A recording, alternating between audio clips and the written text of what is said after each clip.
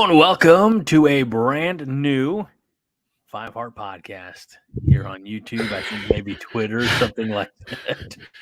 I'm your host, Greg Mahachko. Joining me, looking like he just woke up. I was working on things. I know you were. You're a very busy individual. You see this shirt? Yes. It's white. Yes. It looked better in black. I don't disagree. It's going up on the store. It might already be up on the store, but they're being redone in black. Perfect. I don't know why the hell I didn't do this in the first place. I can't believe that. What an idiot.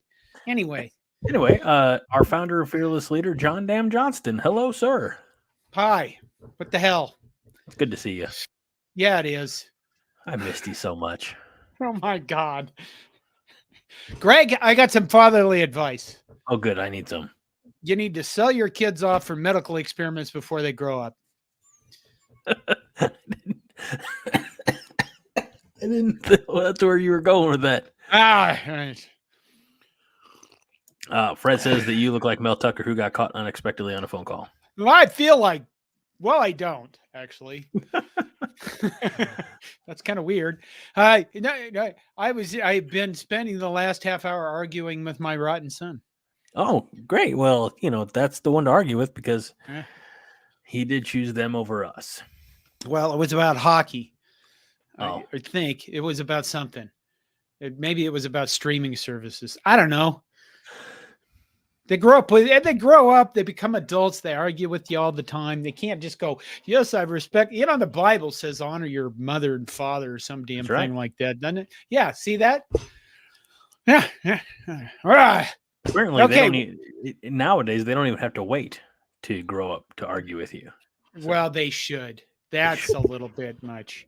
Yeah. I mean, Well. Okay, what are we doing? What's going on? I have a question. I'm trying to figure out. You mentioned the Bible. I'm just trying to figure out if there's anything in the good book that about Nebraska football. No. I know there's. I made a purchase this week, John. I'm not ashamed of it. I just want you to know about it. We're in the first half of October, but I saw these in the store and I couldn't resist. What? No, hold on. I can't see it. It's the doggone blurriness. Let me fix that. Is. My apologies, everybody. What a great idea that just got pooped upon. All right. Reese's trees. Reese's Christmas trees. They're peanut butter. Yeah. I don't eat peanut butter.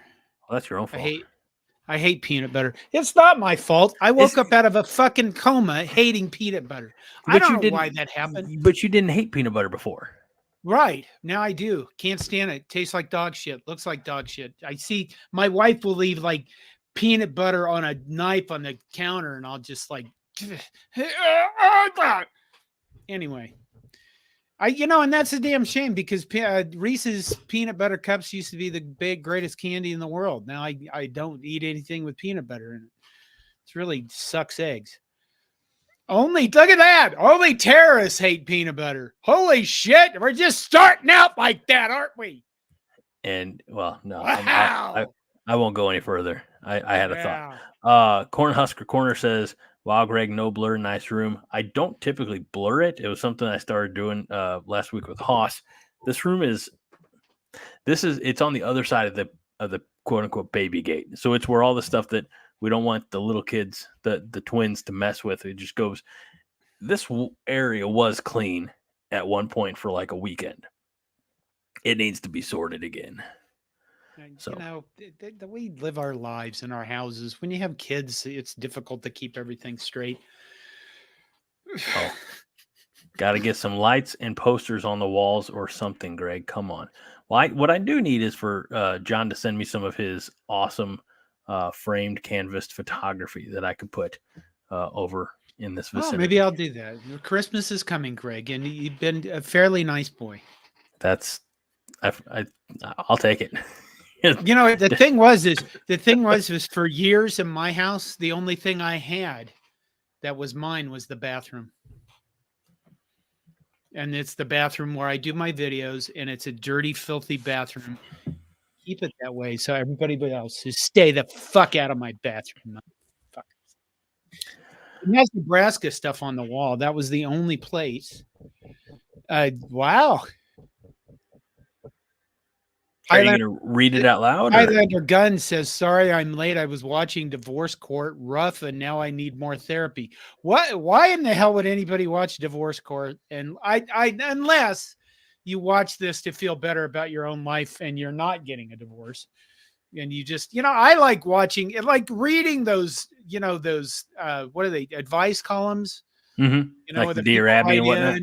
Yeah, or maybe they write in and they complain about like their parents or terrible people. I love reading those things because, mostly I don't have a lot of those problems and I feel better about my life. Well, this will make you feel better too, John. Wait a minute, Paul. Wait a minute. We have to address this. Paul Dalen. That's where I was going. That's exactly where I was going. Do you sell prints?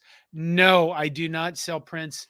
By the terms of having a credential through the University of Nebraska, you cannot technically sell the stuff.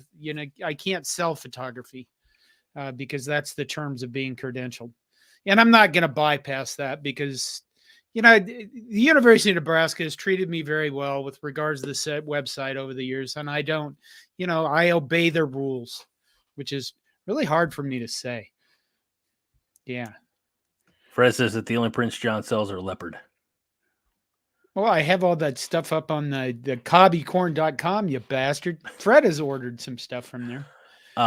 Fred also says Santa Johnston and Greg the Dutiful Elf. I need a thicker beard. We haven't even talked about Nebraska, if anything, right yet. We'll get there. Okay. Maybe. It's a bye week. What is there to talk about? Owen says, what's the brew of choice for this week's episode? John, what's your brew of choice? Is it coffee? Is it water? Did we just lose John? John. What? You froze and then you... Yeah, I have serious freaking issues with my internet, and my provider I tried to get this fixed, and it's dropping packets, and it's really pissing me off. Okay. What was I saying? My wife has me on a new diet this week, or has us on a new diet. Yeah, I was just asking what you were drinking. Water. Okay. It's typically going to be water. To answer the question, Owen, I am drinking a Hefeweizen. Oh, I loved that beer. That was a good beer. It is a good beer. I suppose it still is, but it's quite. The only downside is they're shorting me a few ounces. It's only 11.2 ounces. What do they call that? Miniflation, shrinkflation. That's it. Hi, Bruce Davis. It is 5.5% alcohol by volume.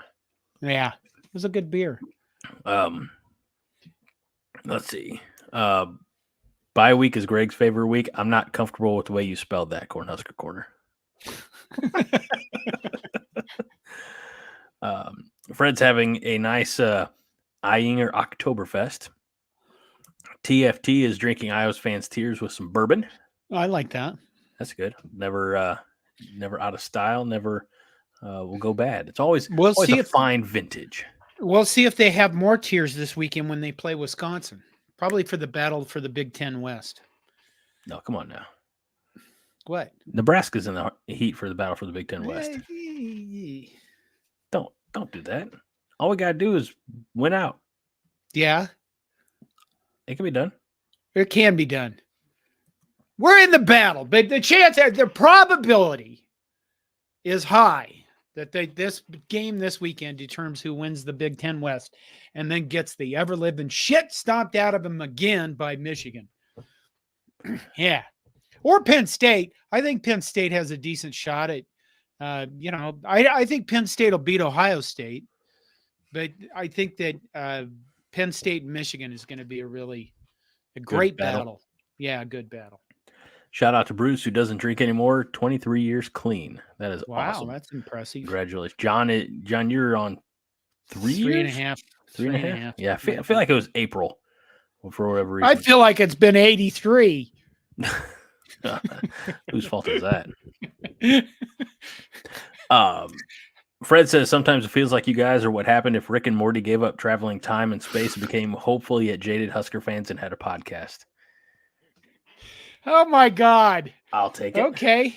What? I like Rick and Morty. Who would you be? I guess I'd have to be Rick, wouldn't I? I guess I would be Morty.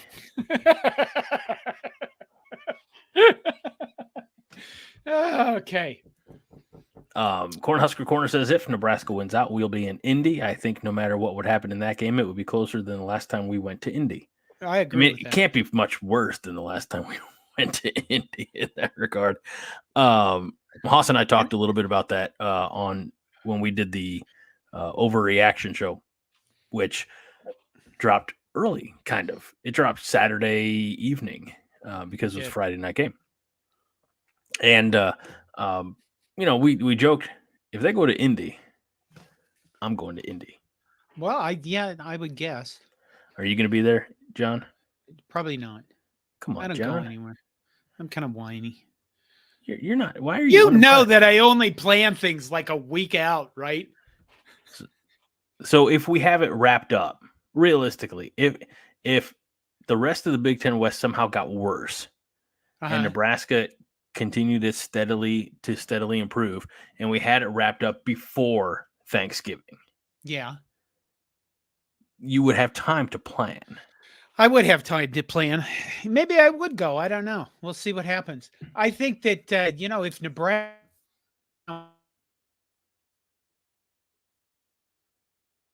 fill up, because people would be shitting themselves everywhere. And then there would be like, that Oregon Trail thing. Oh, where everybody dies of dysentery? Yeah. Just out of sheer like, oh my God, what's going on? Paul makes me sad. He says we're not going to win out.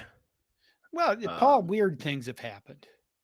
Phil says, hello, Phil Spear, by the way. If Whiskey wins their remaining schedule, enables them to win the West, Nebraska should hope for an Iowa win this weekend. That is true. They have. Bruce says 6-6. This is all coming very quickly. Please hold.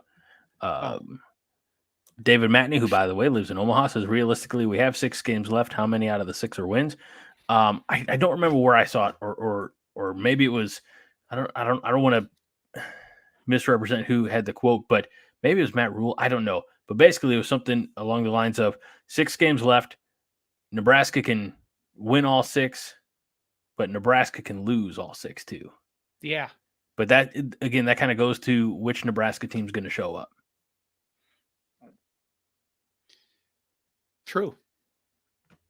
Well, I only speak the truth. How many of the 6 are wins? I did a video earlier. Now I can't remember what I said. I think. Okay, look. Let's get into it, shall we? We're at the midway point. Right.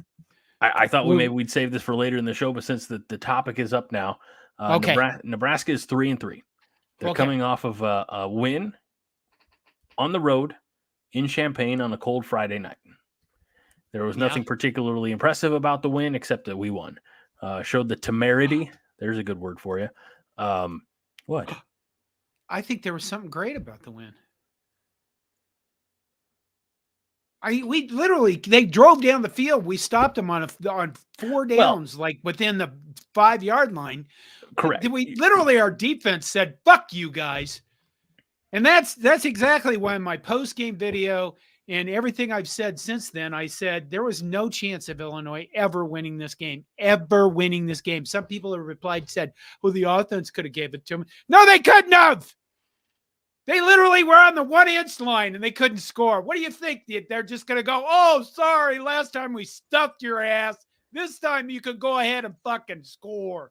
No, it wasn't happening. Our defense crushed them, crushed their hopes and dreams, broke them apart like little pieces, like the years before when we had that other guy coaching us. I'm kind of fired up tonight. A little bit. I am starring a ton of these comments, so we'll address them all. We don't look, with a rare exception here or there, I don't star or save any comment that I don't go back and read. That's a good one. I wish I could play that video, that pregame video of Matt Rule's speech, the one where he says, "If we die, we die." But they would pull that off of YouTube, so we don't want to do that one. Let's see. Okay, I'm Fred. sorry. I interrupted you about your Illinois thing. I always interrupt you. You do. I notice that when you and Haas are talking, you always apologize to each other for interruptions. I never do that. By God, in my family, if you didn't fucking start talking and just keep going, Brady ran over you. I don't mean my family with my wife and kids. I mean the family I grew up with. Them sons of bitches. My God. Wade's jumping in. Wade with a good recall here says John needs a stuffed toy to punch. Good callback, Wade. We appreciate that. TFT, I've got you. All right, so we're 3-3. Look, okay. Let me, since you jumped in and stole my thunder. Yeah. Nebraska tried to give that game away last Friday night against Illinois. The offense tried to give it away. The offense, yes. Yeah. The defense did above and beyond.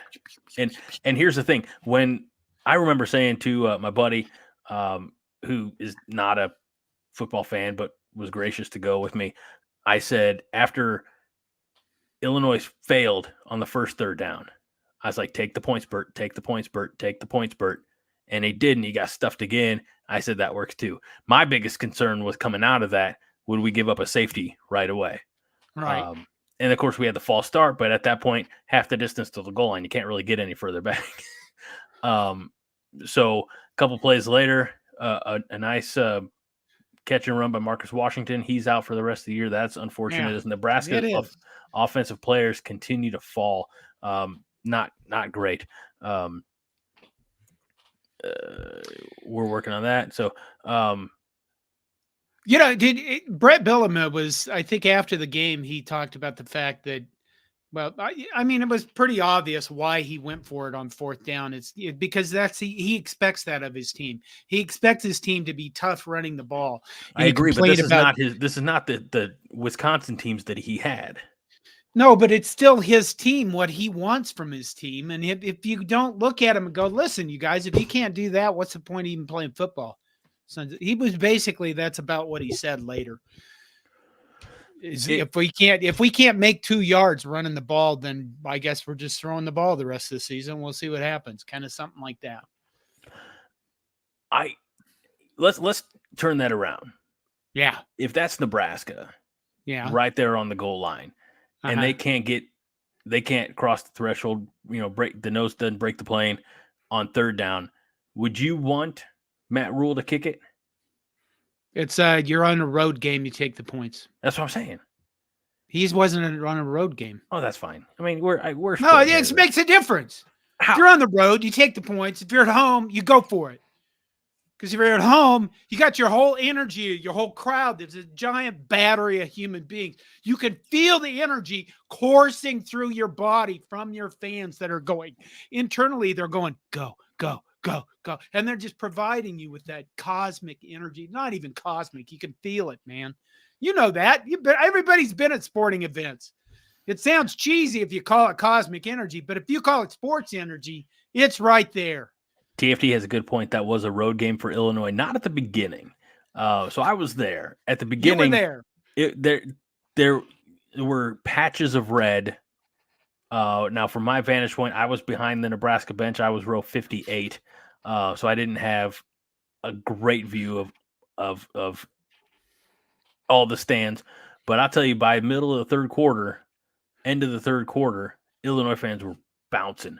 I texted a message friend of the show, Josh, who's not here. By the way, I didn't say this last week. Friend of the show, Josh, he and his wife just welcomed their second baby last week. So if Josh isn't around for a little while, he's got an excuse. But he was watching the game, and I said, from our vantage point, it looked like there were a lot of holes in the stands. And I said, is the area behind Nebraska's bench fairly empty. I feel like it's starting to clear out. And he says they haven't shown the stands since halftime.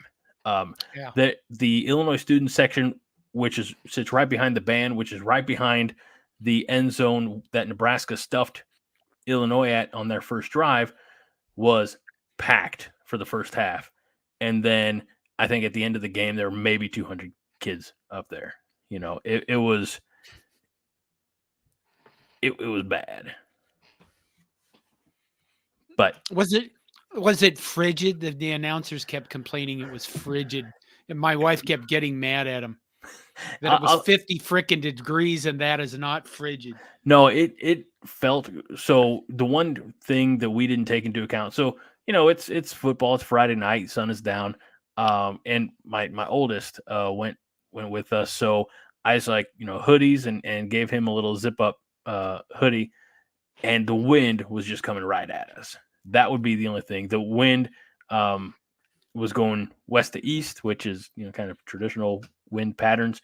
But it was a cold wind. Like, we got up after Nebraska scored the first touchdown, went up 10-0. We got up. I said, let's go find some food for my boy. Got some hot chocolate. Unfortunately, the only hot chocolate that they sold was for $7, and it was in Illinois souvenir cups. So we have some Illinois cups. But my boy's a Husker fan. He stayed all the way. At first, he immediately after kickoff, he's like, "Can we go home now?" Did he? He did. But he toughed it out. I kept him. You bribed him. Yeah, food and warm beverages and things like that. And we were walking away from our seats as Nebraska was in the victory formation. So he toughed it out. Passed out 15 minutes on the road, but good job. Cool. All right. So anyway, no peppermint schnapps in my hot chocolate anyway. Maybe my boys. Maybe that's why he passed out. All right. So let's do this. 3-3 bye week this week. Let's just run down. Let's run down. What are we running down? The remaining schedule. Oh, okay. Winnable, yes or no? Next game is October 21st at home against Northwestern. Winnable? Winnable. Home yes, against... we'll win. We will beat Northwestern. We'll beat the shit out of them. We should. The 28th, home against Purdue. I think that's a win. I think Purdue, I've said this, they have Hudson Card. I think he's a really good quarterback. But I think our defense is, they beat the snot out of Illinois, and they beat the snot out of Illinois because Illinois can't defend the pass. We're going to do much better on defense and against the pass, and I just don't see we're going to beat Purdue. Yeah, I don't disagree. On the road, November 18th. When? I'm sorry, I jumped way ahead. November 4th. You did. At Michigan State. They look lost. They look really lost. So that should be a win also. Home November 11th against Maryland. I just feel like we're not going to be able to outscore them. Maryland's secretly decent. I mean, if Maryland was in the Big Ten West, they'd just win the West. No, they would. I don't think they have probably the best quarterback in the nation. Tua's brother. I mean, that's putting an awful lot of hopes and dreams on a kid who's not quite his brother. Right. All right. Then we have on the road the 18th of November, Saturday at Madison, Wisconsin. At Wisconsin, I think that's going to be a hell of a tough game. I think that'll be a loss. It would be, you know what? When was the last time we won at Camp Randall? Oh, gosh. Are you looking at literally in the 70s. I'm going to. Okay, you do that. Well, you do that. I'm going to say Black Friday home against Iowa. That's a win. Here's where I'm at. I don't think there's an outright given loss on that schedule. I think our defense is that is good. True. our defense is good enough to keep us in every game. And if our offense doesn't try to give the ball away on 3 consecutive possessions, then I really do like our chances of winning out. Now, that will make some people in the comments or maybe some people watching or listening roll their eyes and say, Greg, we don't believe you.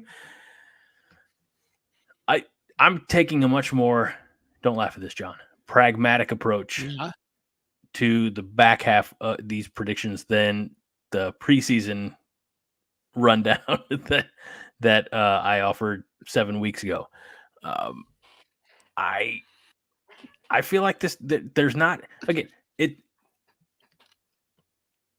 drinking the Kool-Aid that I was drinking in August, run down like, oh yeah, we've got Minnesota's going to be a win, Colorado's a win, all the way Michigan, yeah, they're at our turf, they're going to be. Not to say that the Kool-Aid has lost any flavor. I'll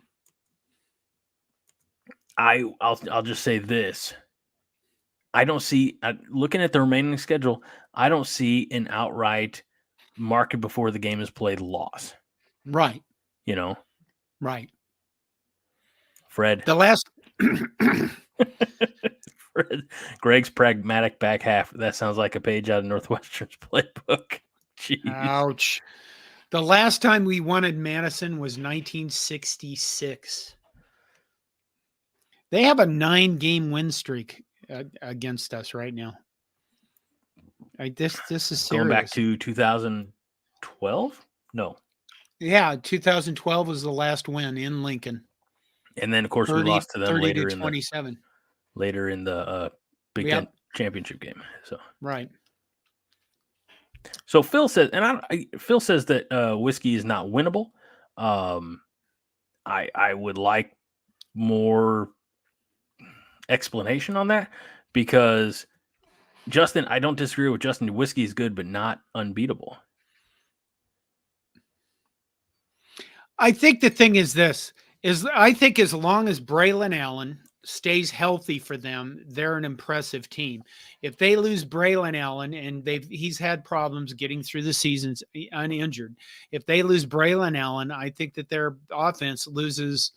Well, they become one-dimensional. I don't think that they're nearly as good running the ball without Braylon Allen as they are with him.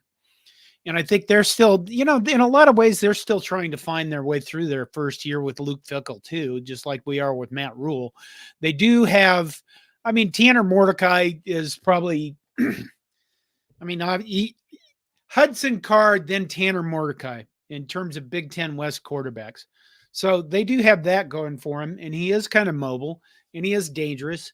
So there is the problem of them outscoring us, but I think their defense is okay. I don't think it's anything to write home about, but we'll see what happens. Read this one, John. Fred Sacco says, if this was recent years whiskey running the same program, I'd feel it wasn't winnable. New staff and scheme they can still be had, but it'll be tough. I agree with that. I think that they're still trying to figure out, what their offense really is and what it's about. But, at the same time, how many more weeks of this season? We have a few more weeks left, and I think their offense is going to improve over that time as they get better with it. You say our offense? Theirs. Wisconsin's. Well, our offense needs to improve as well. Well, yeah, but our offense right now, we're decimated by injuries. Yeah, the way our offense can improve is if Jeff Sims comes back and plays well, and the freshman wide receivers start getting involved and doing production, giving production to the offense. In other words, picking up first downs, staying on the field. Obviously scoring points comes with that, but that's where our improvement is going to come from. It's great that you asked that. I didn't mean to interrupt you there, boss. But Wade Farr says, we win with which quarterback? You say Sims. I don't know if this is tongue-in-cheek, but TFT says Heinrich Harburg will be a Heisman finalist. Well, I don't think he'll be a Heisman finalist, but I guess we're going to find out. I think Jeff Sims has a higher ceiling, but maybe we'll see him play against Northwestern, and we'll get a little bit of a boost on our offense. TFT again says Jeff Sims is not coming back. He wasn't listed in the injury report last week. It's the Heinrich Harburg show, boys. Well, from what I've heard, is his injury is pretty much healed. So I think they played. That's quite the comparison. It is quite the comparison. Heinrich Harburg is basically Tebow. It'd be nice to get Heinrich Harburg like some nil stuff so that he was very, had a public face, and we could, like Polar Bear and DeColdis Crawford, and be do we want to make him the face of copycorn.com? No. I like how you really shut that down. Is that just because we can't afford him? Well, yes. Okay. I mean, I don't think he's that cheap a date, for God's sakes. Cornhusker Corner says, I hate Wisconsin, probably even more than Iowa. It's just the ass kickings they've given us over the years, but it's a program who took our blueprint and bludgeoned us over the head with it. Well, they did do that. I mean, Barry Alvarez took everything he learned at Nebraska and went up there and did a damn good job implementing it. So, how about this off the color remark, or off the collar remark from Fred says Heinrich Harburg is Tebow minus a killer tight end.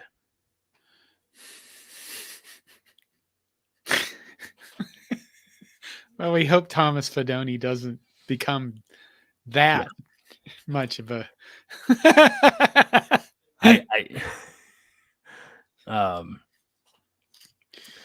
Cornhusker Corner says Tebow's a good comparison. He doesn't have the supporting cast, but he's got a lot of heart, and it looks ugly at times, but he's got the it factor. Okay, remember the right before half we did the 3-pass series. Yeah, and no, I was out looking for concessions at that point. Okay, well, right before halftime. We were trying to go down the field, and we threw 3 passes, and like 2 of them were almost intercepted. Mm-hmm. And I think everybody, and when I say everybody, I mean everybody at my house, was wondering why in the is there something in the contract where we have to have 3 passes in a series? And it turns out that apparently not all 3 of those were supposed to be passes, but Harburg didn't get the play call right or something. I heard that from somebody. Well, that'll do it. Yeah. No, that's the downside is, as I mentioned, we went for a concession run right after the first touchdown, and we're down on the concourse level, and we missed the muffed kick recovery and Harburg's long touchdown run. So caught it with the replays. We were all caught up. But to that, at the end, towards the end of the game in the fourth quarter, talking about Nebraska taking over the stadium, my boy, he's like, Dad, I got to go to the bathroom. I said, all right, let's run down there. So we got down the ramp as quick as we could, used the restroom. While he's in there and I'm out waiting, we hear the crowd erupt. I said, oh, man, that's why we didn't leave, because we were only up 13 points. And I told him, I said, if we get to a 27-7 lead, I'll feel comfortable enough that we can start heading out. Obviously, we didn't get there, but I heard the big cheer. I said, oh, man, this is probably where Illinois got closer, score, something like that. Get back up, ask my boy what happened. He's like, oh, Nebraska intercepted. I'm like, that does make sense. I think we are outnumbering Illinois fans at this point. See what you had stinking thinking going on. Stinking thinking, Greg. That's what you, Greg, the stinker thinker. I'm a horrible human being. What can I say? Yeah. You don't have to agree with that so readily. I agree with Fred here. The unnecessary sidearm, it being as tall as Heinrich is, vexes John. It vexes Fred. I do not like that sidearm or 45-degree angle. If we talked about that after the Michigan game, if he corrects that release point or arm angle, then some of those passes get over the defensive lineman's hands instead of batted up, intercepted, and going the other way. What if he says "pew" when he's throwing it? That's fine. Pew, pew. He yells that. Does that make it better? I would be okay with that if it made it to its intended target. If he's consistently has an accuracy or completion percentage over 70%, I don't care if he's out there going meow, meow. I don't care. Just hit the receiver in stride. Especially with this decimated receiving core, who's now down 3 wide receivers. Yeah. That's really sucky. Phil says, John, you're on it tonight. Yeah. Thank God I wasn't on it today very well. I don't know what you're on, but All right, let's look at some of these comments that I started earlier. Yeah, okay. All right. Cornhusker Corner said at 9:07, Houston is about to beat West Virginia. That's a big win for University of Houston, but also a big win for the new Big 12 teams. Actually go to UH and graduate in December. Well, congratulations. We all hate Dana Holgerson. It's go Big Red above all, though. It better be, by God. Okay. Los Lobo says, did you see the size of the chicken? What the hell does that mean? I don't know, but I started because I was very curious. What is the chicken thing? Los Lobos. Tell us about this. We were at a wedding years ago, and one of my roommates, the guy that was my roommate in college, one of our college friends was getting married. He was, my friend was kind of intoxicated, and we were all marveling at the size of the chicken breasts when the guy said, this had to have come from a 4-foot chicken. And I looked at him and I said, a 4-foot chicken. He goes, yeah, that chicken had to be huge. I mean, like 4 feet. I like that. A 4-foot chicken would be this fucking big. I mean, that nobody could you couldn't butcher that chicken. That chicken would kill people. And this stuck with us for many years, the 4-foot chicken story about how, the chickens would swoop down on unsuspecting children at their church gatherings and carry them away. And okay, I need to improve that story. A 4-foot chicken, though, Greg. Just fine the way it is, John. Don't go changing. Okay, Young Guns reference. I hated that movie. Oh golly. Okay, so we'll never bring up Young Guns again. Thank God. All right, let's see here. Okay, so this has a chicken. Fred says, we are going to the Big Ten title game, Indiana rule and the futile gesture. Okay. I'm not sure what that means. I think it's supposed to be like Indiana Jones. It's Indiana rule. Oh, okay.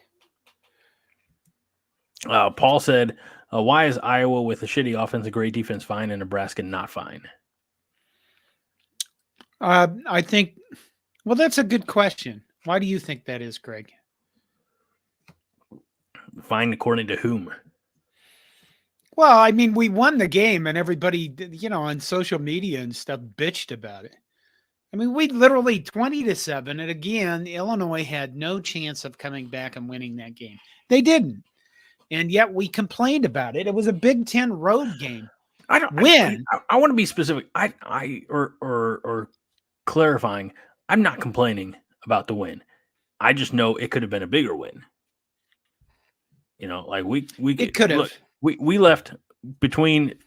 Think about this. We won 20-7. Yes, we gave the ball away 3 times in the last quarter. Yep. We missed a field goal. Now, Grant. Yep.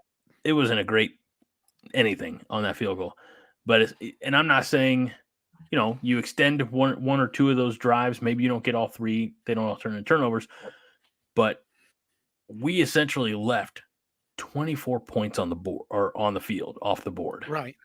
So we could have won by so much more, which would have, I think, calmed a lot of the fears or concerns that Husker Nation has.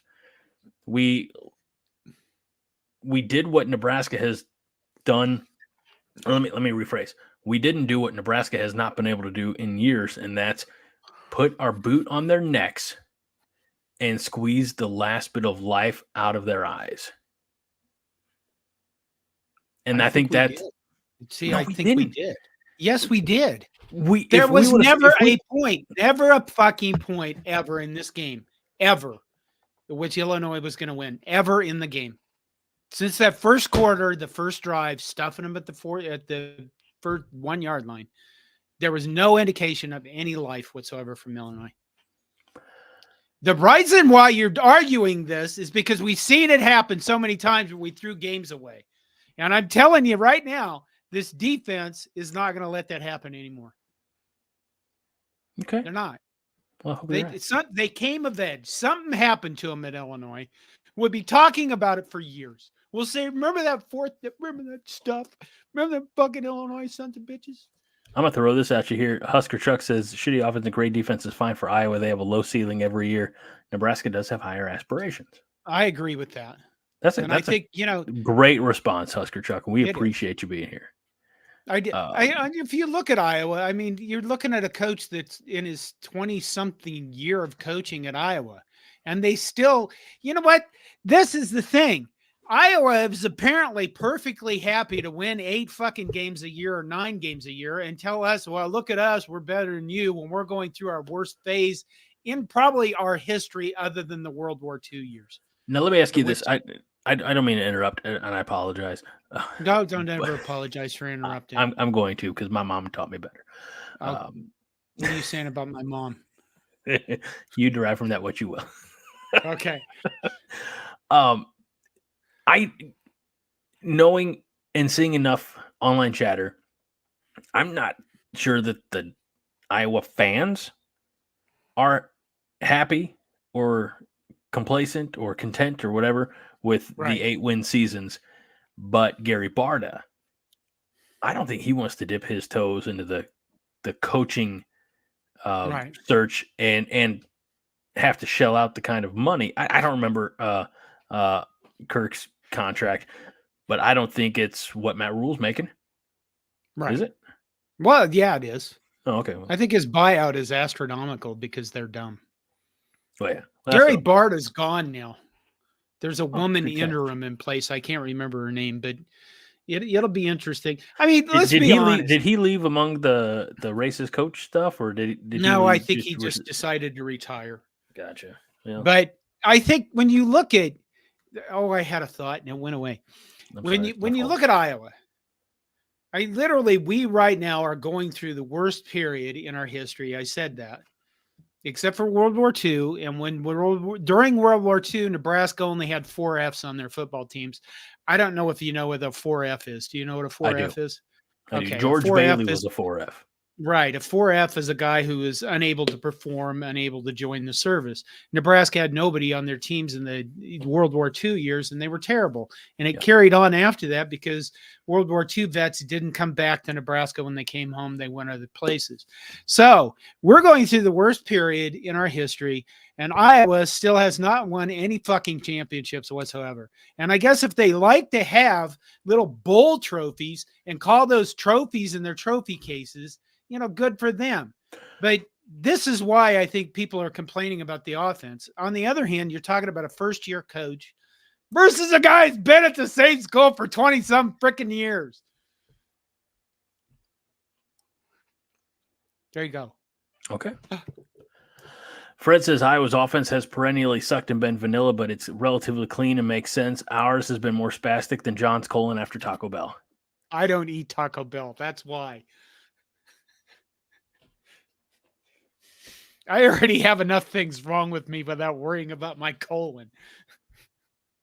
TFT says Kirk Ferentz has never won 9 or more in 4 consecutive seasons. Husker Chuck says awesome stream again. Thank you. Fred says quit apologizing. Greg, I'm sorry. I can't do that. It's just, That's the way you were raised. Thank you. It is. Yeah. I still call people ma'ams and sirs, Do you? Yeah. Nah, what can I say? All right. I like this. Go ahead. I'm sorry, John. Well, I was going to say that I start a lot of conversation with "Listen, fucker." That's how it goes. Yeah. You know why? Irritates my family. There you go. Move on. All right. Listen, fucker. Cornhusker Corner says, "Look, we finally have our shit together. Good coach, etc. We're basically as good as Iowa already in year one. The offense will get better." I agree with that. Yeah. I don't know if we're quite as good as Iowa, but we'll find out at the end of the season. Well, and here's the thing, and I like the people who were making statements of Tony White, lock him up, long-term contract now, before somebody else wants to make him a head coach somewhere, and we become essentially Illinois, because Illinois just lost their defensive coordinator to Purdue. Right. Yes, I agree, Joel. The Big Red defense Nebraska will only go as far as the defense can carry them. Yeah. It is a tall order to ask for those young men. But we'll see what happens. All right, let's get back to some of these starred comments. As I said, if I star it, I read it. Paul Dalen, going back to Iowa, says Iowa's schedule is ridiculously easy second half of the season. It is. Until that's amazing. Black Friday. Right. Yeah, I mean, they get Wisconsin, and then they get Poop, and then they get Nebraska. Yeah. What the hell? Why do they literally, it seems to me like every year, get a really fluffy schedule? I don't know, because their coach has been around for 20 years and he needs all the help he can get.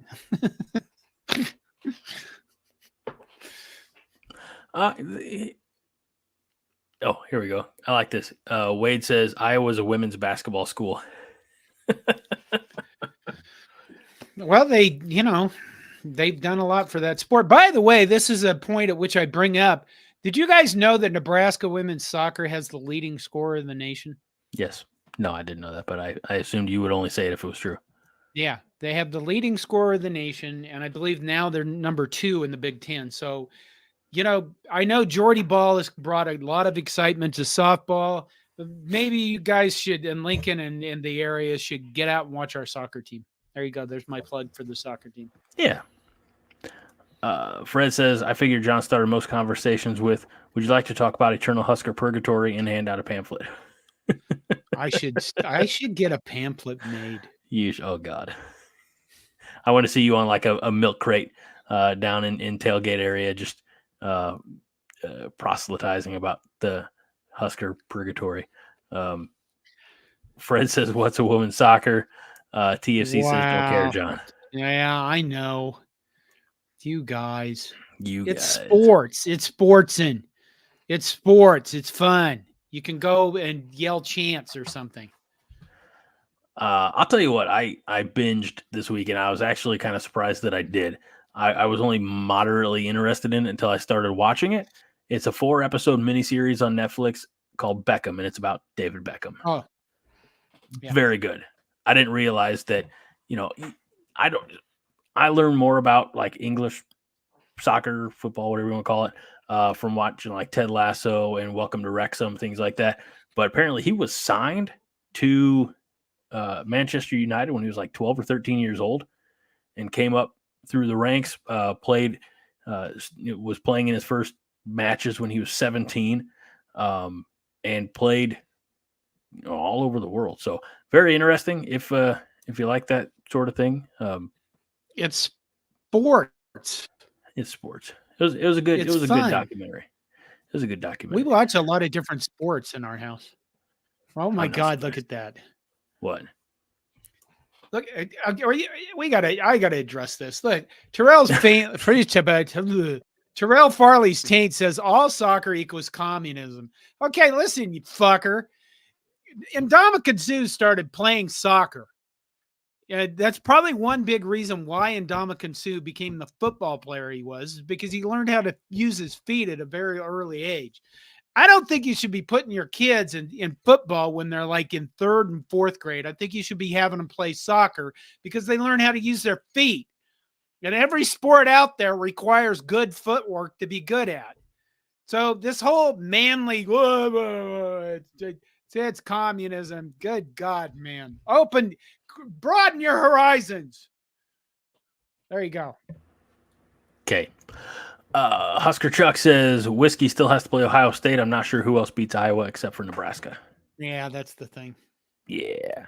All right. Again, these are going down the starred ones that I starred during the starring frenzy. Cornhusker Corner. I don't know, man. Winning now feels like a possibility. HH has the it factor. It may not always be pretty, but I trust him at QB. He's got balls. Okay. Husker Chuck says we have hands for a reason. Yeah, that's where the goalies come in. It's okay. Your hands are still useful in soccer for knocking the shit out of people. It is a contact sport. There you go. TFT says my kids play hockey like an American or Canadian. Well, hockey's a good sport.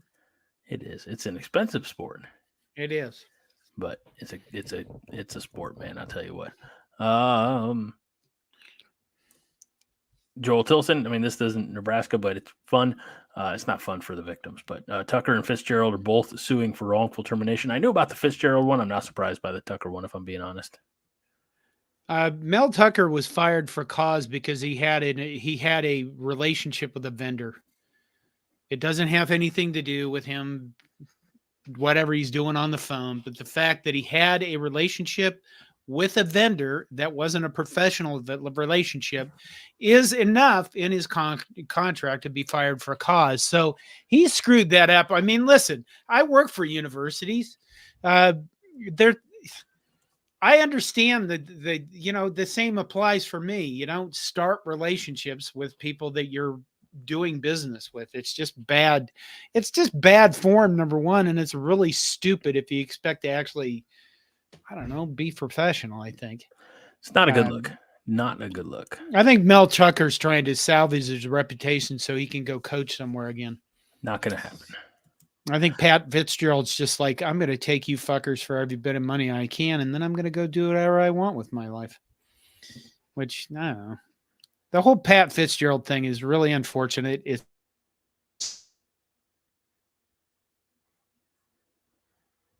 They are the ones that screwed up because their president and him met and agreed to a 2-week suspension and then later changed that to, oh, by the way, you're fired. And I think that will really come back to bite them on so much money they're going to have to pay out for lawsuit settlements. Okay. Back to where we're going to end up after the end of the season. Husker Chuck says, I think we win at least 4 of the 6 games left. It'd be nice. I mean, the wins are fun, aren't they? I mean, they're a lot more fun than... It would have made for a very long drive back from Champaign if we would have lost. So although I gotta say, my boy, he's sitting. I got a minivan. I've got 2 minivans. I don't care. I'm not worried about the stigma. So he's sitting second row, passenger side, and he says, "Let's play a game." Okay, like we've been doing these like let's play the guessing game where it's almost like 20 questions. Somebody thinks of something. All right, is this an animal? Yes, no, that type of thing. Well, he just wanted to say guess the animal. So he was just going to think of an animal, and then me and my buddy had to, is it an elephant? No. Is it a tiger? No. Is it a lizard? No. And he fell asleep smack dab in the middle. So it was a good time. I did horrible things to my kids when they were young. Oh, God. Like if we started that kind of stuff, I'd ask them questions like, who was Secretary of State during the Vietnam War years under Nixon? And they all look at me and they go, like, what the fuck is wrong with you? Charles Bronson, everybody knows that. Everybody knew who Henry Kissinger was in this household, by God. All right. When neighbor kids would come over and bang on the door, I would go, what's the password? And they would stand outside, go, we don't know. And I'd say, it's Henry Kissinger. You damn well better know that the next time you come over. And they would, next time they come over, they bang, what's the password? Henry Kissinger. They had no idea who he was. But they, I'm sure later in life they would go, Henry Kissinger, what the hell? That old guy was trying to teach us something. Let's egg his house. Yeah. Okay. All right. Joel says, I said to start the season, and I'm sticking to it, 8 wins. So he says 5 out of the next 6. I don't disagree, Joel. I think we could go even better.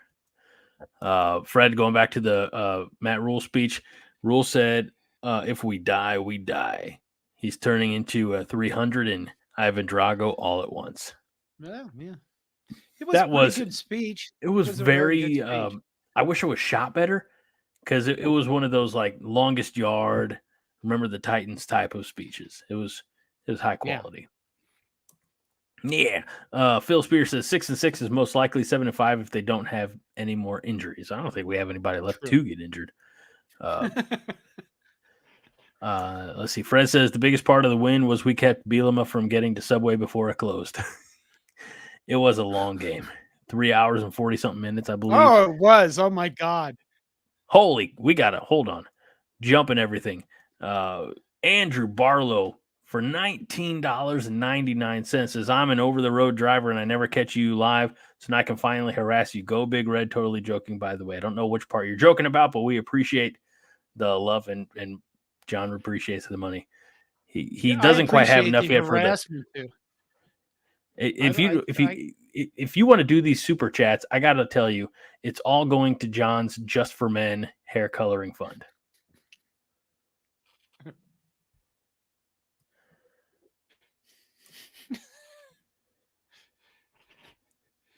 Oh God, have I frozen up again? Yes, I'm dropping packets. God dang it. No, you're fine. You're fine. No, I see I have something running over here measuring my network. Oh gosh. I don't want, just don't drop packages if you know what I mean. Fred said, already read that one. Sorry, Fred. Terrell Farley-Stain says, Greg, star this comment. All right, mission accomplished. Fred says, pardon the interruption, has nothing on John's show. Fuck you, I'm interrupting.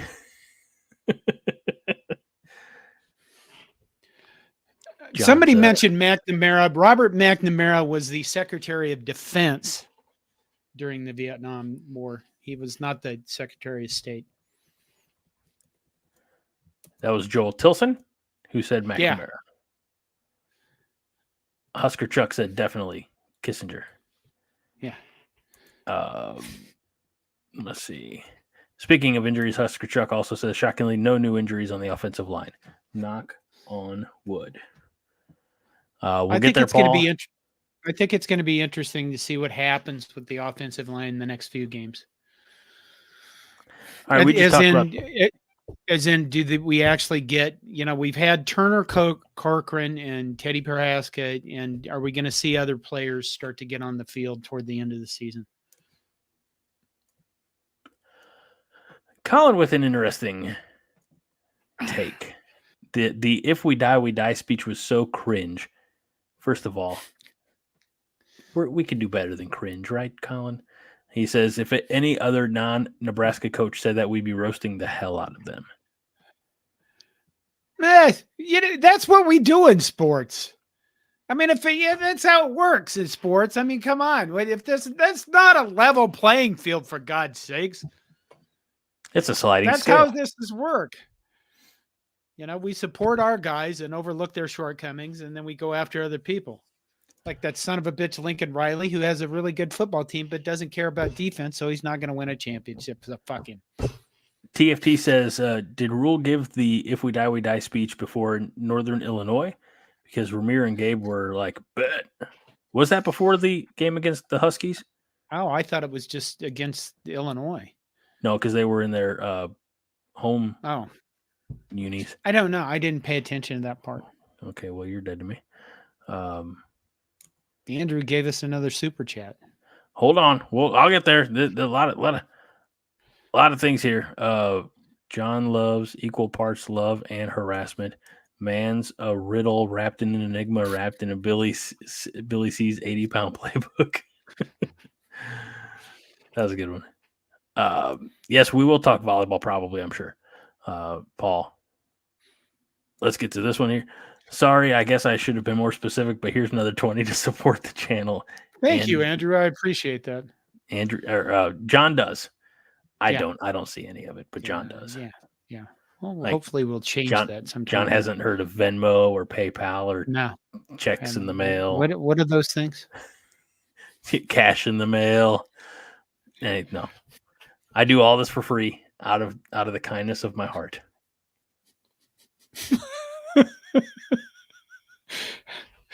I'm going to beat you after this. That's fine. As long as you do the write-up. I had a thought. Wait a minute. Paul, the volleyball thing. I will be doing a live show with Beth. Oh, awesome. Before the Wisconsin game. And maybe Miley Ketterson, who is our new young volleyball writer and is helping out. We'll see if she wants to get on there too. I'll tell you, even go back to the days of Ty, we have had tremendous volleyball writers. Yeah. We have people who know the sport, care about the sport, and can articulate intelligently. It's like wrestling. We have the best wrestling beat writer that's ever been. Right.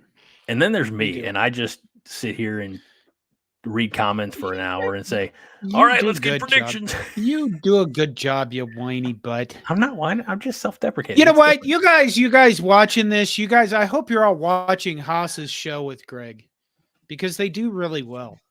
And Haas knows football very well, and Greg does really good as his counterpart. And you should be watching that show or listening to it as a podcast. I like how you. I thought you were going to say Haas is very intelligent about football and articulates it really well, and Greg's there too. He has to. He can't do it by himself. No. Cornhusker Corner says, I was team captain my senior year of high school football down here in Texas. I gave a similar speech to the "If we die, we die" halftime of the playoffs. We got murdered in the second half. So apparently, I mean, not literally, but you died as a football team that day. Look at this. Thank you, Terrell Farley's Taint. Terrell Farley's Taint gives us a $5 super chat to enforce the fact that soccer is indeed communist. We appreciate Thank you. Thank you so much. Brando Sports World says, hey guys, just checking in. Just left a GI from watching my 8th grade nephew wreck offenses in football and enjoy the never-ending soup at Olive Garden. Life's good. I think awesome soup. Not what I would go for, even if it is never-ending. My rotten son still lives with us, and he hates soup, so we never get to eat soup, and I'm really fucking tired of that. You know, it's getting cold out. It's time to have stews and soups. I mean? This is why you need to sell your children off for medical experiments. I went to the grocery store on Sunday, and my wife sent me the list because she was not feeling well, and she, gave me the rundown, and then like as far as dinner, she's like, chili, wings ? I said, okay, well, for me, chili is an afternoon process, like for me to make it the way I want to make it. So I did that afternoon. I made chili, but then I fried wings for dinner, and we had chili. Like we've had chili throughout the week. So Fred Sacco says Greg's about to go on strike. No Venmo, no peace. I had to. TFT says I trade the entire volleyball program for a bowl appearance this year. Wow, you guys! Maybe for college football playoff championship. Yeah, I don't know about just a bowl appearance. That is, you are selling those ladies short. Yeah, because you're just saying, let's just get there, not even win. We could do better than that. It's sports. It's fun. Yeah. Broaden your horizons. Broaden the horizons. Heard that Andrew Barlow coming back again. Fred says people who know about the sport can articulate the sport, and Todd who rates hot babes. Is that a Monday night thing that I don't? Yes, I don't it is. Dion with a good. You first. Oh, Andrew Barlow comes back with another 20. Here's another 20 for you. That way you don't get hit with child labor laws. Do you know since you're younger than John? So that's for me. That's my $20. Okay. I'll expect the check in the mail. I'll look in. I don't know what that is. Tell you what, let's do this. Yeah. Why don't you buy me a shirt at copycorn.com? I can do that with my earnings. I'm a 2X. I like the one you're wearing in black. Really? Yeah. Okay. I can do that. So we still haven't updated the code for copycorn.com. No, we haven't. No, is this code still active? No, I'm working on stuff. Killing me.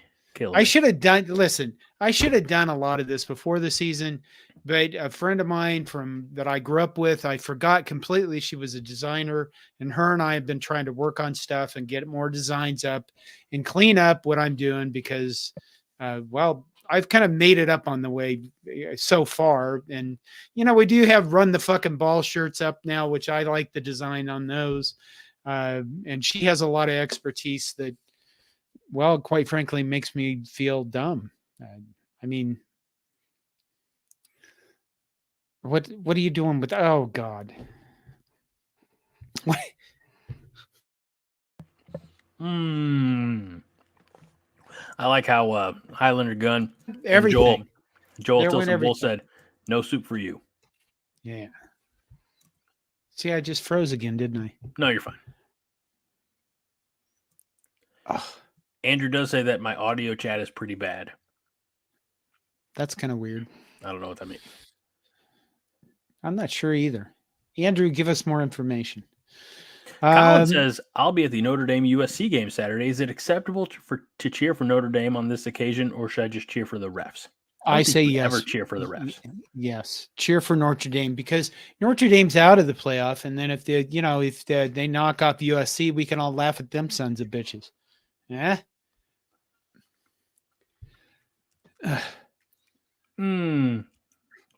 That's delicious, John. You were missing out, my friend. Oh my God, I am having a problem. You okay? Well, I am cramping. Oh, I thought you were like dying or gonna throw up or something. No, I have to stand. Did you just raise your table? I did. I have a standing desk. Interesting. I have never had feet cramps in my life until I started taking statins, and they are freaking miserable. I take CoQ10 to offset the statin effects, but holy shit. Oh, man. I'm really sorry to hear that. God, you actually sounded like it, too. I can be sincere, John. You can. I hear that from my family, and then, it's... Fred says that Andrew gave you, John, a 20 just so you can wave it in my face like a watch. Can we talk about what's his name? Dippity Doo over in Boulder. Shittier Sanders. Yeah. And just we could. There's no self-awareness in that family. I think they've all bought into their own personal hype. That there's no they need to be humbled. And I'm not talking about the humbling that happens when you lose a couple toes. Like, as a family, this is going to sound bad, and I don't mean this like physical violence or anything like that, but as a family, they need to be taken down a notch. It's like, it's like in Billy Madison. It's like in Billy Madison when all the different aged O'Doyles are pushing Billy around, and Billy's like, O'Doyle, one of these days, you're going to get yours, whatever the hell he says. What? Well, the thing, I don't think there is self-awareness for them, because why would they have to have it? Andrew Barlow comes back with, I am driving at the moment and I can't text and drive, so I use audio chat with my phone so I don't text and drive. I do that a lot too, except I don't do it when I'm driving. I do it normally. And then Cornhusker Cormer is making fun of my Notre Dame. That's how it's pronounced, you son of a bitch. And then somebody over here, somebody in there says, John, do you also wash your clothes? Yes, you're damn right. I wash my clothes, you sons of bitches. Fred says that I have to eat cat turds because you don't pay me. I can send you. We have a cat. No. I can send you a cat. Don't. Okay. Do not at all. Ball, you're not wrong. Volleyball has been huge for over 30 years. Oh, wait. I plugged this on Monday night. Get it closer, John. University of Nebraska Press sent me this. It is Nebraska Volleyball, the origin story. Okay. It's by John Mabry. He was I think a Lincoln Journal Star writer. I haven't read it yet, but it looks very good. It is expensive. It's like $26 on Kindle, and like like $20-something for a paperback. And I thought about that originally. I thought, wow, I've sold books. That's really expensive. And then I thought, this isn't really a mass market book, so it has to be that expensive to sell to the people who's in its market. Like right. Milt So it's Tenniper's going to be book? more. What? Like Milt Tenniper's book. Yeah.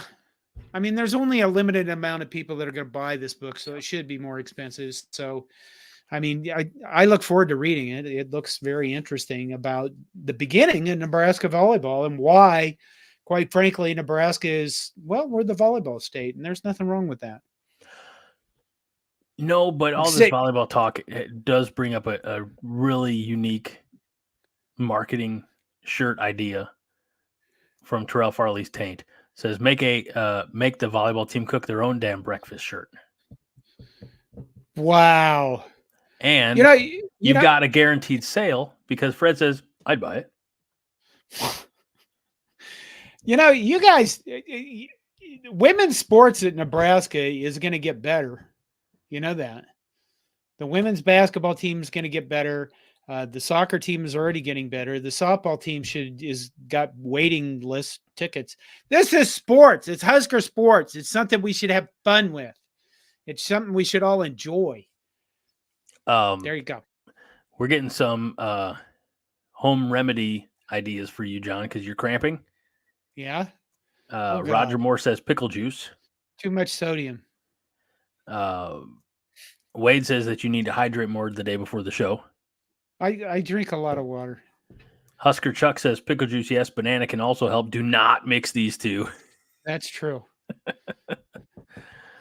I haven't had a banana for a while. We started a new diet. It's eliminating carbs and sugar. That's sad. And it is kind of sad. That means no bread and no fruit for the first 2 weeks, and that means no bananas. So, yes, we have no bananas. Good pull. Good deep cut there. Roger says Greg is spot on with the Dion show. Thank you. By the way, if you haven't noticed, if you want to get aside from when I'm highlighting all the comments going down, and I'll say if I highlight it or star it, I'll read it. If you really want your comment read here on the show and you don't want to have to pay for it, just agree with me. Wow. There you go. Brando Sports Rule says Greg, it reminds me of the Ball family. Once they got to the NBA, they got humbled and Dad finally disappeared out of the limelight. Well, that's a good point. Mm-hmm. Let's see. Now I get the hiccups. You're welcome. Phil says that his dad washed his clothes too. Yeah. There's plenty of proud washers out there in the world. John would spend more money to send Greg cat turds than he'd be willing to pay him in real life. This is a man we watch every week, and I'm damn happy to thank you, Fred. I don't know if you're damn happy to watch John or me, but we're just happy you're here. Yeah. And Dion says, good job, girls. Now back to football. Wow. I'm just doing it quick. This is by the way. Jesus. This is, by the way, which you find like 83 Husker podcasts all about football and none about the rest of the sports. Is because, people just want to hear about football. I love football, but I need we more. do something different here. Yeah. So here's the thing. Going way back to the beginning of Greg at Coronation, when Brian Toll and I were doing detasseling the Huskers, we would have in season, like when it was appropriate, we'd have like women's bowling updates. So he loved bowling. He did. He did. God bless him. Oh shit! I didn't read it. Greg, I agree that soccer is communist from Terrell Farley State. I guess that is kind of the theme of the night, isn't it? You have to change the title. All right, here we go. More starred comments. Okay. Living in Omaha, David Matney says, how are the Coronation hair care products coming along? Well, we'll have the designs done any day now. That's brilliant. TFT says that John's hair care products got pulled off the market by the FDA because they cause female boners to last longer than 4 hours. Oh, he did have that problem. There you go. I don't know what a female boner is, but it's a lady boner, man. It's when they, as Hoss would say, it's when you got the juice. That probably is a little too technical and out of place, and I'm so sorry. Gonna star that one. We'll get there. Highlander Gun says women's gymnastics is fun to watch, and I think they have a potential Olympic qualifier. Yeah, look over there. Yeah, that. Bone-led corn-fed asked this question an hour ago. Hopefully you're still here. Does Matt Rule and the football team have something to prove or not? Yes, they do. I agree. I think here's the thing. I think they have to prove it to themselves more than anybody else. We always hear that football players would say, I play for the fans. That's all bullshit. They play for each other and they play for their coaches and they play maybe for their parents. But if you're on a football team, you can't play for the fans. Can I add one to interrupt? Yeah. I'm so sorry to interrupt you, John. Well, at this level, they're also playing to get that contract. They're playing to extend their careers at the next level too.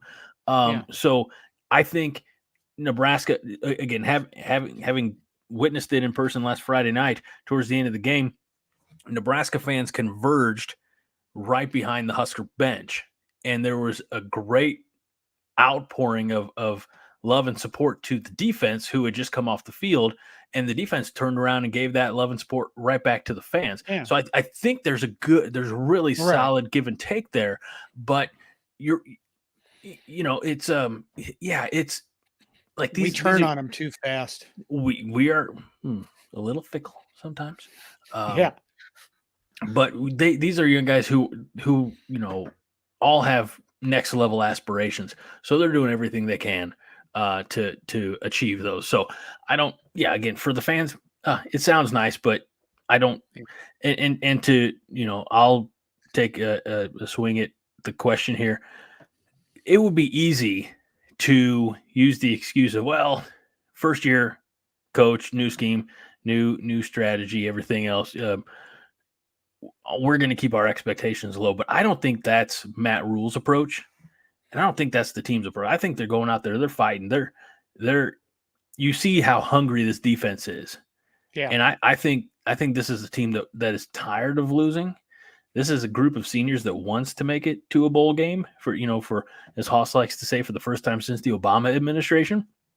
I think this is a team that is out to prove something to themselves, certainly, because that's where it starts, and maybe start to show that bit of improvement that, hey, Nebraska's taking that next step to the world. Oh, God. No, there was no finger giving from the offense, Wade.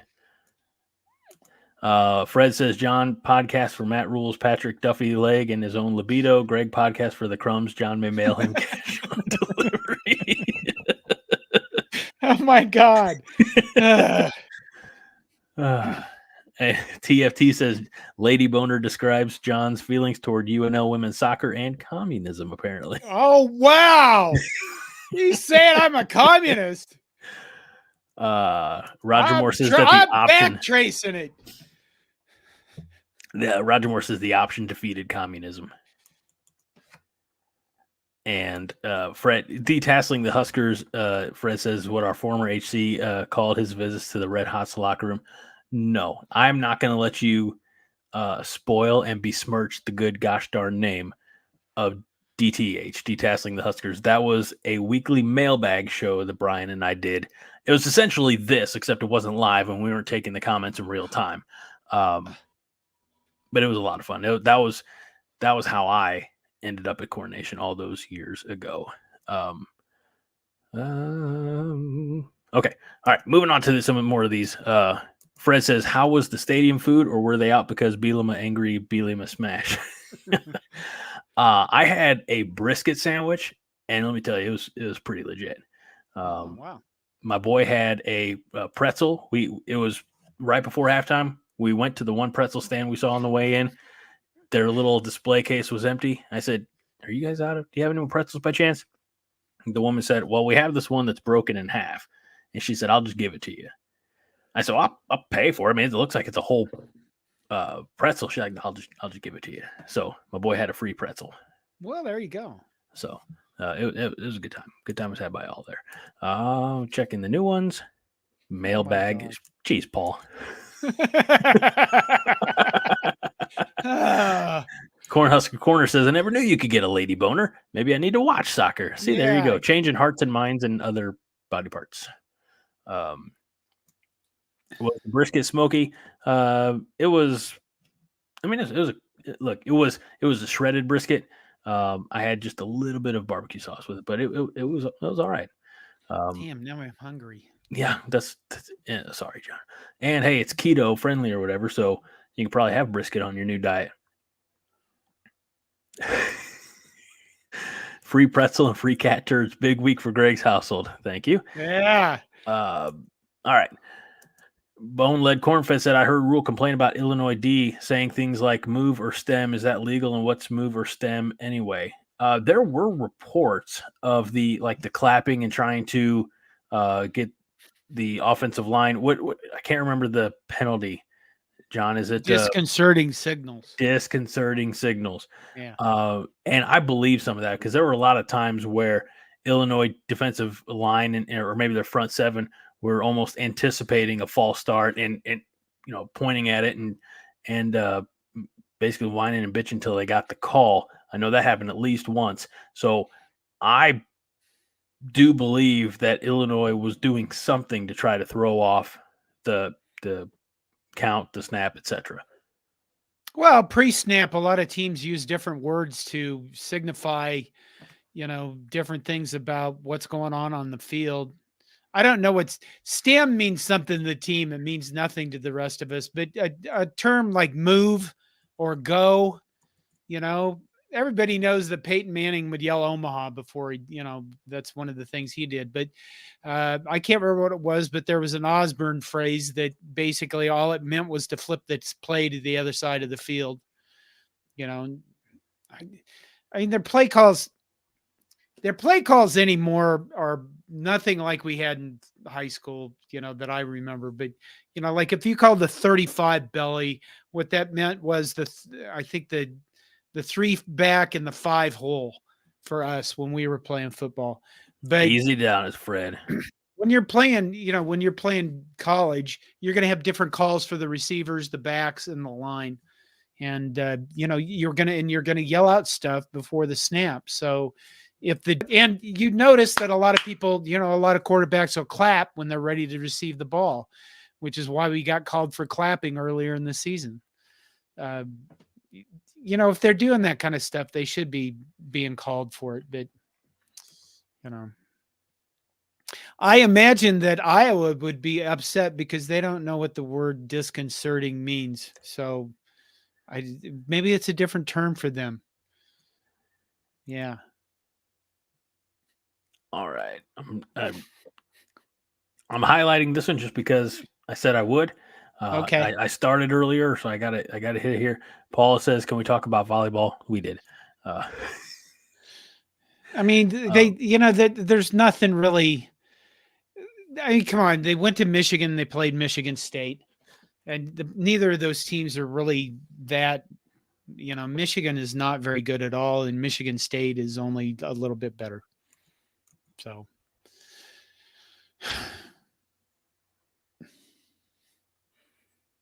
The big things coming up. I mean, Wisconsin's coming up in what, like a week, 2 weeks? Yeah. That'll be the huge game. And like I said, we'll do a live show before that. Okay. Chris May says, okay, Huskers beat Wisconsin because we beat Wisconsin because they turn over the ball more than we do. Are we talking volleyball or football, John? Oh. Why does Nebraska volleyball win?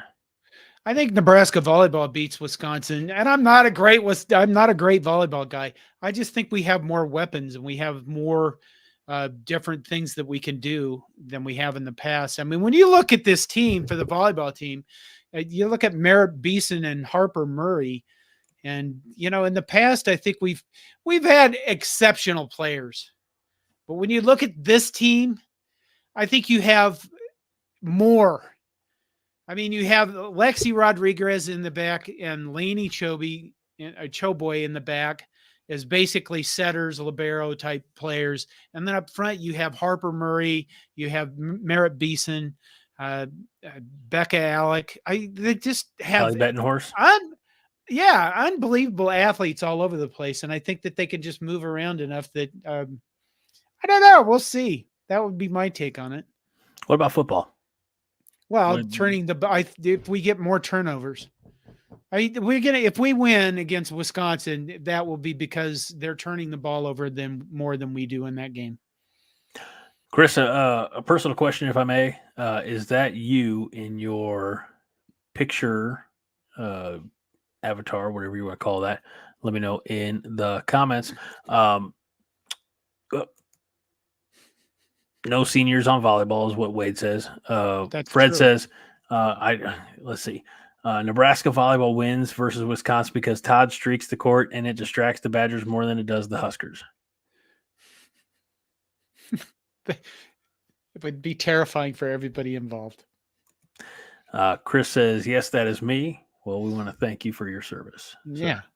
So, God bless you and all of our veterans. Almost 18 years ago. Well, still. Husker Chuck says, assuming Ohio State beats Wisconsin, if Nebraska wins out, they win the West. If Wisconsin and Iowa both lose a game outside of that, then Nebraska can still lose to Maryland and win the Big Ten West. That's not a question, but we appreciate you doing the work for us. I mean, look at all the football seasons we've all gone through and what happens in November. Madness. It's all craziness that happens in November. You get teams and you're like, they're going to win the national title and they lose 2 games in a row and shit like that. So, it's all coming down to, oh my God, it's October 12th. Yep. Speaking of coming down to things, it's coming down to the wire. I still have 11 starred comments to go. Let's do it. Brando Sports World says, is this the year that Nebraska basketball wins an NCAA tournament game? I think he's a liability on defense, but overall as a team, they'll be a gritty defensive-minded team that has improved shooting. I don't know who he is. I'm guessing he's meaning the guy that everybody knows. Keisei Tominaga? Yeah. I mean, I haven't really looked at this year's Nebraska basketball team, and I think they just had media days. And we didn't report on that. My God, what were you doing? You said we did. We did not report on that. Yeah. Oh, wow. I think that Nebraska comes into this season when one of the most exciting players in the nation in Tominaga, and it's going to be, can he hit his shots and what can we do around him? I don't know if we can win an NCAA tournament, but I think it could be an exciting season. Okay. More shitting on soccer. Vince Watson says wrestling is better at teaching footwork than soccer and much more manly. That's I like wrestling. I'm not going to say anything against wrestling, but if you don't think soccer is manly, you're dense. How about that, Vince? What do you think of that? Well, Fred says wrestling is the best and toughest sport. Are you really going to take on Fred and Vince? I mean, just because when you watch the EPL, they walk around and every time they get touched, they fall over like they've been murdered. But, soccer is a contact sport. Not as much for women, but for men's sport, it's a contact sport. Brando Sports says, yes, Tominaga is slightly overrated and a defensive liability. Pump the brakes. Let's get the kid on the court. We're supposed to be excited. All right, and he's a preseason All Big Ten, so on you. Yeah.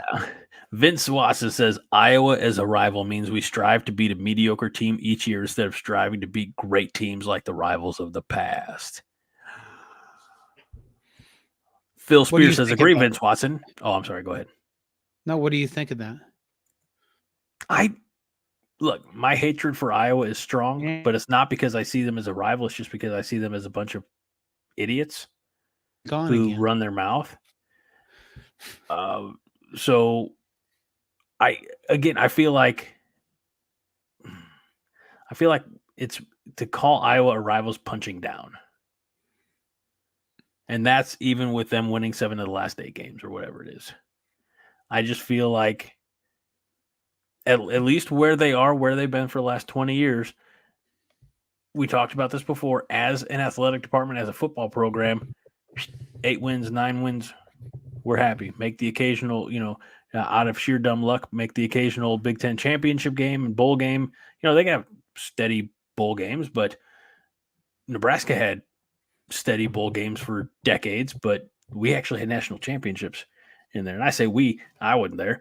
I didn't even claim to be a fan in the 90s. But did you know Missouri was our rival? Yes. Did you? Yes. What did we play for? Don't ask me that question, John. It was a railroad spike. No. It was a bell. I was gonna say Bell because that seems like what obvious. I didn't know that. I didn't know that until I started playing NCAA 14 or EA Sports, and suddenly there's this. Look, they won the Bell, and I'm like, what the fuck is that about? But apparently, Missouri was our rival. Did we ever think about that? No, because we didn't care because we beat them so much. Yeah. Okay. When we get to the point where we can beat Iowa 20 times in a row, then we could stop worrying about that kind of stuff. It's not a matter of we strive. It's a matter of just having fun. I hate Iowa more than anybody I can think of other than Texas right now. And we don't play Texas. And this whole idea that maybe Oklahoma is still our rival, it's way gone. Maybe as this new divisions, the new world opens up before us, USC will become more of a rival to us or one of the other teams. But it's Iowa. Just enjoy it. I don't think it means as much as, we're going to strive to beat them because they're a rival. I don't think we want to lose to them because they're our rival. There you go. Phil because says, they suck. Because they suck. Okay, that's really what it is. You want to beat them over and over and over again because they suck and you don't want to be them. Right. Yeah. Phil agrees with Vince, says, I hate that we have to play Iowa every year. Fake rivalry nonsense. And then I want to piggyback what you were saying with what Fred was saying, because Iowa is just an obstacle, a dull obstacle. They're the team winning by 40. Let's shoot a 3 with 30 seconds left. Now that I'll tell you why that makes me feel even worse. I was that kid. Were you? I was in basketball. I was the 20-point kid. In baseball, I was the 10-run kid. I got to play if we were up by 20 or down by 20. I got to play if we were up by 10 or down by 10. I was not athletically inclined. Thank God that's now a thing of the past, and I don't have to worry about it. All right, a couple more of these starred comments. Husker Chuck, what is our toughest game left? Clearly, it's either Maryland or Wisconsin. Husker Chuck, dare I say, I think you just answered your own question, Chief. Yeah, I think it's at Wisconsin because we get Maryland at home. I don't disagree. Andrew Barlow says, without paying, but this is a freebie. Do you still think Harburg will be the future of Huskers as far as quarterback? Future this for year, the rest of the year, yes. Yeah. Future 2024? No. I think there will be another portal acquisition. Yeah. Joel Tilson says, Huskers win the West? Sure, why not? Realistically, that's how wide open it is, isn't it? I mean, it's yeah. We have 3 games left: Purdue, Wisconsin, and Iowa. If I'm doing my math right. Right. Yeah. I mean, we win those games. Are we in control of our own destiny? No. But with a little bit of help, yeah, we could absolutely win the West. Let's see here.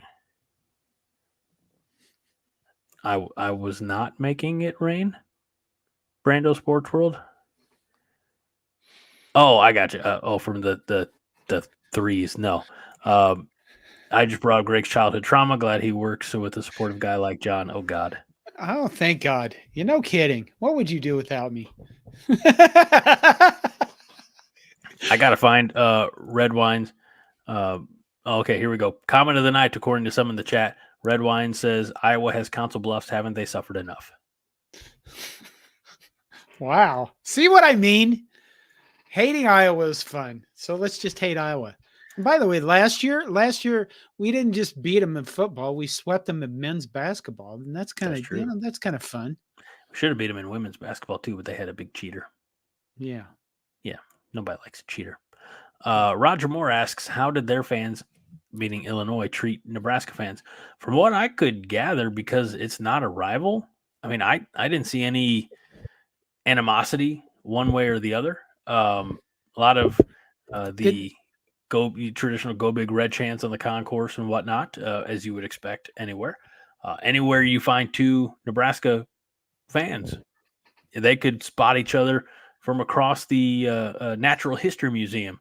One will say, "Go Big Red," and then John, the other one will say, "Go Big Red."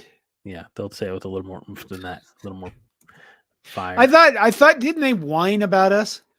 They were. I saw on Twitter where they were complaining because obviously I think the day before the game, maybe the world lost a Dick Butkus. Right. And they did have a moment of silence for him before kickoff.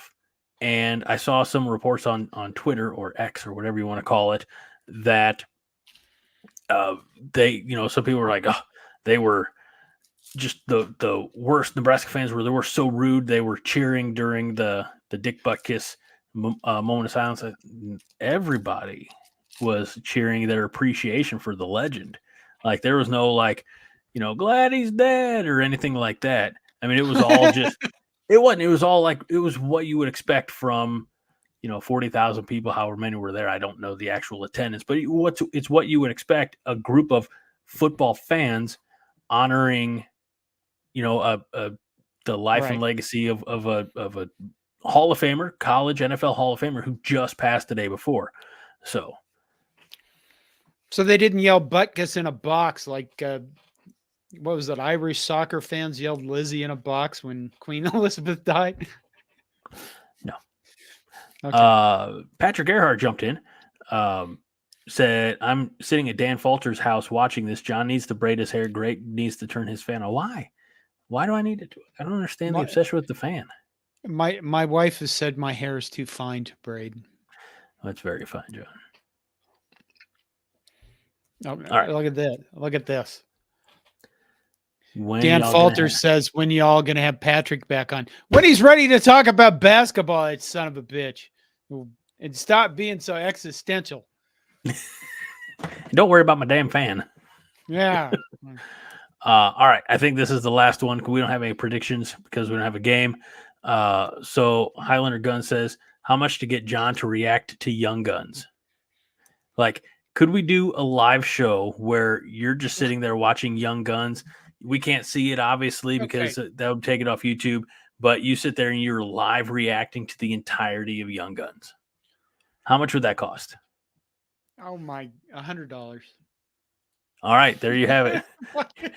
What have I done?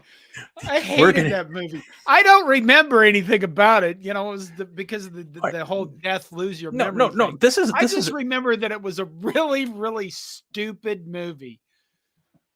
But this is the important part. You loved peanut butter before you died. Yeah. And now you hate peanut butter. You hated the Young Guns before you died. Now maybe you'll sit back and be like, best damn movie of the decade. I suppose that could happen.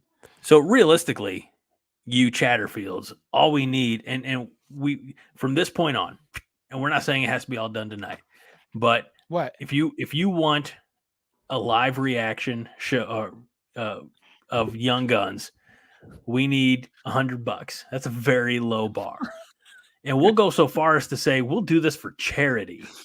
My God, what the hell are you people doing to me? We'll do this for charity. We'll find a time. We'll jump on together. We'll watch it together for charity. Okay. It costs $100. That will all you need to do is make sure that if you're super chatting it, say this is for Young Guns. $100 total. Is Young Guns a charity? No, but they're earmarking their $5, $10, $4.99, $19.99, whatever. And they're putting in the comments. In the off season. Why? John, I would do this tomorrow night if the funds were raised. What? I said I would do this tomorrow night. Let's see here. Where can we find it? Looks like maybe we can find it. Friday. You don't know that shit? Come on. All right. So Highlander Gun says, "Come on, guys, let's all pitch in." Wade Farr says, "Why do people really love this movie?" I honestly I couldn't tell you last time I saw it. That's why I want to. So here's what we're gonna do, Fred. You do a super chat. If the super chat equals or passes $100, we will do the donation. We'll probably do it to Team Jack or something that is Husker centric in regards to helping kids in need and whatnot. We will make that. I'll write the check myself. Which is hilarious because John gets all the money. I'll make it. Keep in mind that if you do a super chat, it has to be 200 because YouTube takes like 50% of that. Oh shit! The hell is this? What the hell is this? Why are we doing? Why are you people so obsessed with Young Guns? Oh my God, Marcus, that is awesome. Okay. No, we can't do it. TFT, we cannot do it now. It's almost 11 o'clock. John's got to work. I have to do the show. That's insane. Wow. I don't even know what this movie is. It's a Western involving, let's see, Emilio Estevez, Kiefer Sutherland, Lou Diamond Phillips, Charlie Sheen, Dermot Mulroney. I don't even know who that is. Casey know him if you saw him. A group of young gunmen led by Billy the Kid become deputies to avenge the murder of the rancher who became their benefactor. But when Billy takes their authority too far, they become the hunted. Okay, fine. So we'll figure out when we'll schedule the reaction to Young Guns. Okay. You guys are weird. You guys are weird. Patrick says not paying until we do an episode focused on Shoresy. For those of you who don't know, Shoresy is on Hulu. There's one season out. There's a second season on the way. It's a spinoff of the popular Canadian series Letterkenny. I'm a big fan of both of those shows. Cornhusker Corner is not wrong. We didn't even see Marcus all chat. Then he drops a dime out of nowhere. Yeah. Oh, that's amazing. Now TFT says now how much to get John to admit soccer's communist. Oh my God, I'm just gonna sell my soul here. Yeah. I'm so excited. I cannot wait. Hello, Marcus. Thank you for the super chat. I'm gonna have to give you a raise. Yeah. I mean, you're at least gonna have to send me the money so I can make the donation. We will propagate this. We will plan this. Roger says, wait until Todd hears about this. We're gonna have so much fun, John. Oh my God. Okay. Get your popcorn. We'll plan it in the interim between now and next week, and we'll try to. Well, actually, I think I said that if we did it, we'd do it tomorrow night. I don't know what your schedule looks like. We'll make this happen. I do not watch the Kardashians, Joel. And I have not Hoover Schneef in a long time. Okay. That's a Letterkenny thing. That's oh my God, we're at an hour and 44 minutes. Yeah, we should probably call it. Yeah. Thank you, Marcus. Thank you, everybody who Mark. Wow. I'm gonna get my checkbook out. John, you're gonna have to figure out how to send me money so that I can make that donation to Team Jack. I'll look up what Venmo is. Okay, it's super easy. Fred says John getting Greg to donate is like a mom giving her credit card to her kid to buy her own birthday present. Not wrong. Not wrong. All right, that's it for this episode. We have had just a blast. What the hell? Let's go on. Okay, we're moving on now. What? Nothing. We're ending. Okay. What did you react to though? Or will you tell me off air? God. For $100, John watches 2 Girls, 1 Cup. No. Yeah, but for $100, would you watch 2 Coaches, 1 Playbook? Is that a thing? Probably not. Oh my God. All right. Hour 45 into this. Let's call it. We appreciate all you crazy Chatterfields. What a night this was. Husker Chuck says, "Did you not realize your audience was weird?" Good point. Honestly, I think it takes a certain level of weird to just put up with us, and we appreciate you all so much. We're not saying that, Fred. I'm not saying that.